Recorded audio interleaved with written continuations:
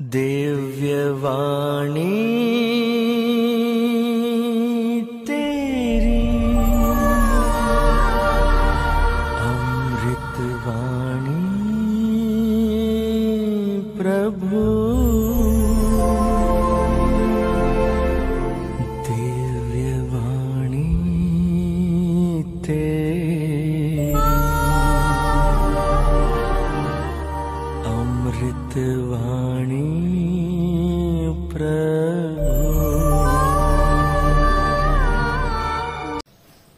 क्रिस्त में प्यारे भाई और बहनों,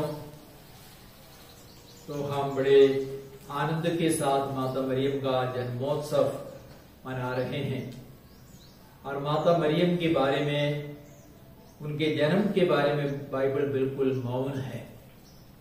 कोई भी जानकारी हमें नहीं मिलती। और आज के जो दो पाठ हम लोगों ने सुना, वे दोनों यीशु की वंशावली से, यीशु के जन्म से संबंध रखते हैं। लेकिन कलीसिया की एक परंपरा है और संत याकूब का जो सुसमाचार है, जिसको कलीसिया ने कानून की सूची में समावेश नहीं किया, उससे हमें यह जानकारी मिलती है कि माता मरियम के माता पिता जोवाकिम और अन्ना थे। और संत अल्फोंसस लिगोरी ने कहा है, मरियम जन्म से ही महान संत थी।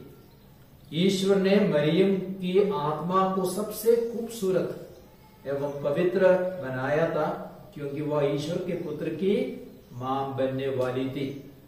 तो मरियम जन्म से ही सब स्वर्गदूतों से, सब संतों से अधिक पवित्र थी। और हमें माता मरियम के जन्म के बारे में मरियम वाल्तोरता की किताब पोएम ऑफ मैन गॉड से कुछ सुंदर जानकारी मिलती है। और उनके माता पिता जोवाकिम और अन्ना करीब 55 साल के हो गए थे और वे दोनों निसंतान थे, इसलिए वे दोनों बहुत दुखी थे। तब जोवाकिम ने अन्ना से कहा, क्यों नहीं, ईश्वर सब कुछ कर सकते हैं, इसलिए हम यरूशलेम मंदिर जाएंगे और लंबे समय तक हम प्रार्थना में समय बिताएंगे। जब हम ईश्वर को प्यार करते हैं, एक दूसरे को प्यार करते हैं, ईश्वर हमारी प्रार्थना को अस्वीकार नहीं करेंगे। और तब अन्ना भी तैयार हो गई और अन्ना बोली, जैसे एल्काना की पत्नी अन्ना ने वायदा किया प्रभु से, हे प्रभु, यदि आप हमें एक संतान देंगे, एक पुत्र देंगे, उस बच्चे को आजीवन प्रभु की सेवा में अर्पित करेंगे। ऐसा बोल करके हम प्रार्थना करेंगे, प्रभु से हम वायदा करेंगे। तो दोनों राजी हो गए और वे दोनों यरूशलेम मंदिर गए और लंबे समय तक उन्होंने प्रार्थना में समय बिताया। तब एक आवाज सुनाई पड़ी, एक स्वर्गिक आवाज सुनाई पड़ी। अन्ना को वह आवाज सुनाई पड़ी, तुम्हारी प्रार्थना पूरी हो गई है। और तब अन्ना बोली, मैं एल्काना की नई अन्ना हूं, और यदि लड़का होगा तो उसका नाम सामुएल रखा जाएगा, लेकिन यदि लड़की होगी तो उसका नाम मरियम रखा जाएगा। और मुझे लगता है मेरे गर्भ में जो बच्चा है वह लड़की है। और अन्ना यह भी बोली, वह कभी प्रभु के विरुद्ध पाप नहीं करेगी। और सितंबर महीने में अन्ना ने एक सुंदर बच्ची को जन्म दिया और उस समय शैतान इतना क्रुद्ध हो गया था, क्योंकि मुक्तिदाता उस बच्ची के माध्यम से संसार में आने वाला था। तो बहुत भारी आंधी तूफान को खड़ा किया, लेकिन एक सितारा स्वर्ग में दिखाई पड़ा। तो अन्ना क्या बोली, मरियम एक सितारा है, शी इज ए स्टार, और वो कभी पाप नहीं करेगी। वह शुद्ध चंद्रमा है, वह हमारा मोती है, वह निष्पाप रहेगी। तो बालिका मरियम का जन्म हुआ और 80 दिन बीत गए। तब क्या हो गया, बच्ची को लेकर के उसके शुद्धिकरण के लिए मंदिर ले गए जोवाकिम और अन्ना। और कहा गया है एलिजाबेथ और जकरिया भी उनके साथ में गए और बालिका का शुद्धिकरण हुआ। और जैसे जोवाकिम और अन्ना ने वायदा किया था प्रभु से, बच्ची प्रभु के लिए समर्पित रहेगी, आजीवन प्रभु के लिए समर्पित रहेगी। तो 3 साल की उम्र में उसको मंदिर ले गए प्रभु के लिए समर्पित करने के लिए। और हमने एक फिल्म देखी है ना, माता मरियम के बारे में एक फिल्म देखी। बच्ची जोवाकिम और अन्ना से विदा लेकर, माता पिता से विदा लेकर मंदिर की सीढ़ियों को चढ़ रही है। तब महायाजक ऊपर खड़ा है। महायाजक क्या बोले, यदि वो पीछे मुड़ करके नहीं देखेगी तो उसका समर्पण पूर्ण रूपेण प्रभु के लिए स्वीकार्य है। तो बालिका मरियम मंदिर की सीढ़ियां चढ़ रही थी और जब तक वह ऊपर नहीं पहुंची तब तक उसने पीछे मुड़ करके कभी नहीं देखा। तो महायाजक बोला, इसका समर्पण पूर्ण रूपेण प्रभु के लिए स्वीकार्य है। अर्थात उस छोटी उम्र में भी उसने अपने प्रभु ईश्वर को अपने जीवन में पहला स्थान दिया, माता पिता को नहीं। जोवाकिम और अन्ना काफी बूढ़े हो चले थे, वे दोनों दुखी थे क्योंकि उसके क्या बोले कलेजा का टुकड़ा मंदिर में समर्पित की गई थी और इसलिए वे अवश्य दुखी थे। कुछ वर्षों के बाद उनका देहांत हो गया, लेकिन शांति से उन्होंने अपना जीवन जिया और वे इसलिए प्रसन्न थे क्योंकि उन्होंने अपनी बच्ची को प्रभु के लिए समर्पित किया था। और मंदिर में जब वो समर्पित की गई, वह मंदिर में क्या करती थी, वह दिन भर अन्य कुंवारियों के साथ प्रार्थना करती थी और गीत गाती थी। विशेष करके मसीह के आगमन के लिए वे गीत गाती थी, प्रार्थना करती थी।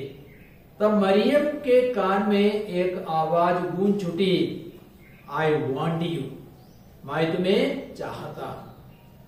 तब मरियम क्या बोली, मैं आजीवन कुंवारी रहूंगी और ईश्वर के लिए, ईश्वर के पुत्र के आगमन के लिए मैं आजीवन कुंवारी रहूंगी। एक ऐसा निर्णय उसने उसी समय किया।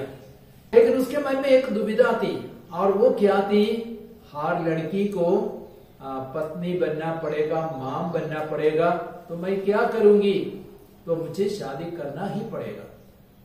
तब उसके मन में यह विचार आया, मैं शादी करूंगी तो मैं अपने होने वाले पति से पहले ही बता दूंगी कि मैंने एक निर्णय लिया है आजीवन कुंवारी रहने के लिए, मसीह के दूसरे आगमन के लिए। तो उसने निर्णय लिया। जब माता मरियम शादी विवाह के लायक बनी, अर्थात 12-13 साल की हो गई थी, और उस समय महायाजक ने मरियम की शादी के बारे में सोचा, तो या दाऊद के वंश में जितने भी नौजवान थे उन सबको निमंत्रण दिया और उनसे कहा, बादाम के पेड़ की डाली को लेके आना और उसमें नाम लिखना है और महायाजक के पास उनको जमा करना है। तो कई सारे दाऊद के वंश के नौजवान बादाम पेड़ की डालियों को लेकर के आए और जोसेफ भी उनमें शामिल था। तो उसने भी अपनी डाली को, अपने डंडे को चढ़ा दिया और उसमें उसका नाम लिखा गया था। लेकिन जोसेफ के डंडे को क्या हो गया, उसमें से फूल निकल पड़ा, वह फूट करके उससे फूल निकल पड़ा। तब महायाजक को चिन्ह मिल गया कि ईश्वर ने यूसुफ को ही मरियम के पति के रूप में चुन लिया गया, सबसे सुयोग्य पति को चुन लिया है। और जैसे मरियम ने मन में सोच लिया था, उसने जो जाकर के यूसुफ से कहा, आजीवन कुंवारी रहने का निर्णय मैंने लिया है क्योंकि ईश्वर मेरे कुंवारेपन को मांगता है। मसीह के आगमन के लिए आजीवन कुंवारी रहने का मैंने निर्णय लिया है। तब यूसुफ ने कहा, मैं एक नासराइट हूं, अर्थात नजीर व्रत को मैंने लिया है। और नजीर व्रत का अर्थ क्या है, अंगूरी नहीं पीना और बाल को कभी नहीं कटवाना। तो मैं भी प्रभु के लिए समर्पित हूं। और तब यूसुफ बोले, मैं भी अपना कुंवारापन तुम्हारे कुंवारापन के साथ प्रभु को अर्पित करता हूं। हम आजीवन स्वर्गदूतों जैसे प्यार करेंगे। तो पति पत्नी के रूप में नहीं, लेकिन स्वर्गदूतों जैसे हम एक दूसरे को प्यार करेंगे। तो आज एक सवाल हमारे मन में उठता है, जब हम माता मरियम का जन्मोत्सव मना रहे हैं, हमें क्या करना चाहिए? यह एक महत्वपूर्ण बात है। और सबसे पहले हमें पवित्र बनने का एक दृढ़ संकल्प करना है, पवित्र जीवन जीने का एक दृढ़ संकल्प करना है। जैसे माता मरियम पूर्ण रूपे निष्कलंक थी, पवित्र थी, तो हमें माता मरियम से सीखना है। साथ ही साथ जोवाकिम और अन्ना से सीखना है, हमें संत यूसुफ से सीखना है, और विशेष करके माता मरियम की मध्यस्थता मांगनी है पवित्र जीवन जीने के लिए। और बाइबल बार बार हमको याद दिलाती है, पवित्र बनो क्योंकि मैं प्रभु तुम्हारा ईश्वर पवित्र हूँ। लेवी ग्रंथ अध्याय 19 वाक्य संख्या 2। और उसी प्रकार पेतरुस का पहला पत्र अध्याय 1 वाक्य संख्या 15 और 16, जिसने आपको बुलाया वह पवित्र है, इसलिए आप अपने समस्त आचरण में पवित्र बने। समस्त आचरण में, समस्त जीवन में, बातों में, विचारों में, काम में, लेन देन में, रिश्तों में हमें पवित्र बनने की आवश्यकता है। और पवित्र इसलिए भी बनना है क्योंकि कोई भी अपवित्र व्यक्ति, अपवित्र वस्तु नवीन यरूशलेम स्वर्ग राज्य में प्रवेश नहीं कर पाएगा। प्रकाशना ग्रंथ अध्याय 21 वाक्य संख्या 27, जो झूठ बोलता है, घृणित काम करता है, वो स्वर्ग राज्य में कभी भी प्रवेश नहीं करेगा। और एक दूसरी बात, हमारे जीवन के लिए प्रभु की क्या योजना है, उसको हमें पूरा करना है। और वो योजना कितनी भी कठिन क्यों ना हो, हमें उस योजना के अनुसार चलना है और प्रभु की उस योजना को पूरा करना है। और माता मरियम और यूसुफ के लिए क्या सहज था, वे एक साथ रह रहे थे, फिर भी कोई शारीरिक संबंध के बिना रहना। एक पुरुष और स्त्री एक साथ रहते हैं, लेकिन शारीरिक संबंध उनके बीच में नहीं था। ऐसा रहना उनके लिए सहज था? मैं सोचता हूं बहुत ही कठिन था, लेकिन उन्होंने ऐसा निर्णय लिया और उन्होंने ऐसा जीवन जिया।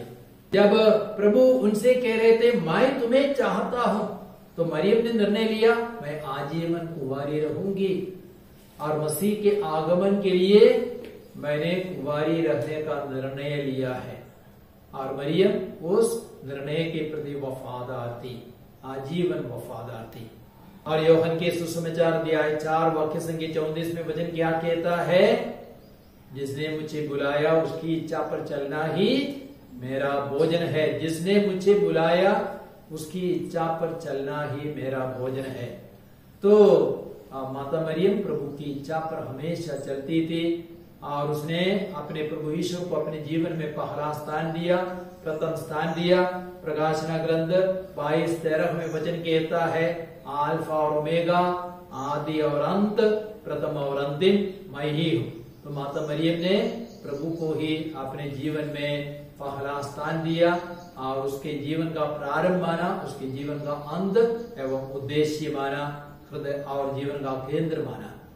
तो आज हम माता मरियम की मध्यस्थता के लिए प्रार्थना करें कि हम भी पवित्र जीवन जी सके, अपने को पूर्ण रूप में समर्पित कर सके, और प्रभु की इच्छा योजना मेरे जीवन के लिए कुछ भी हो उसको हम पूरा कर सके।